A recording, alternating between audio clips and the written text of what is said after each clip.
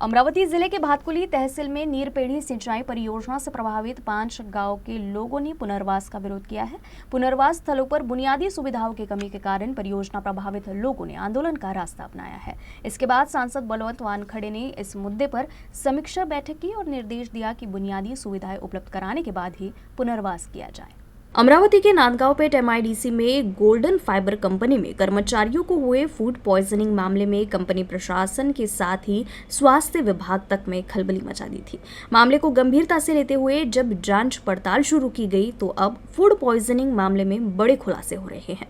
स्वास्थ्य विभाग और एफडीए की जांच में कंपनी के कैंटीन के भोजन से दुर्गंध आने की बात सामने आई है। इतना ही नहीं बल्कि कंपनी के कैंटीन के पास एफडीए का लाइसेंस भी नहीं है। ये लापरवाही उजागर होने के बाद एफडीए ने कार्रवाई करने का निर्णय लिया है।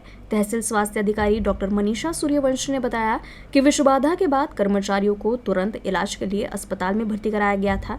ये मामला भोजन की खराब क्वालिटी और स्वास्थ्य मानकों की अनदेखी का परिणाम है। फायबर कंपनीमध्ये जी विषबाधा झाली ती अन्नातनं झाली असे लक्षात आलेले आहे। आमच्या आरोग्य यंत्रणेने जी तपासणी केली आदरणीय डीएचओ साहेब यांच्या मार्गदर्शनामध्ये पूर्ण महाविल जहांगीरची टीम आणि डीएचओ ऑफिसच्या टीमने आम्ही जेव्हा तिथे तपासणी केली तिथे अन्नामध्ये आम्हाला अळ्या, झुरळ आणि तिथे जे साचलेलं अन्न होतं 2 दिवसाचं ते ॲज इट इज तसंच पडलेलं होतं आणि इतका दुर्गंध वास पसरलेला होता तिथे की आपण तिथे 5 मिनिट सुद्धा आपण तिथे उभे राहू शकत नव्हतो।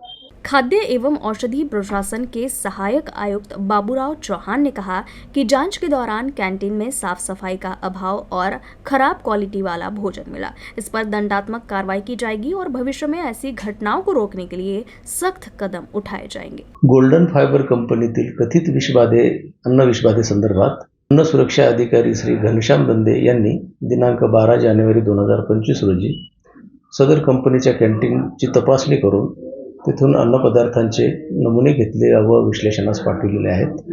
तपासणी दरम्यान सदर कॅन्टीनकरिता अन्न सुरक्षा व मानके कायदा 2006 अंतर्गत कुठलाही परवाना किंवा नोंदणी प्रमाणपत्र घेतला नसल्याचे आढळून आलेले आहे। त्या अनुषंगाने सदर कंपनीच्या कॅन्टीनच्या विरुद्ध दंडात्मक कारवाई करण्यात येईल व सदर प्रकरण आमच्या वरिष्ठ अधिकाऱ्यांकडे सादर करण्यात येईल।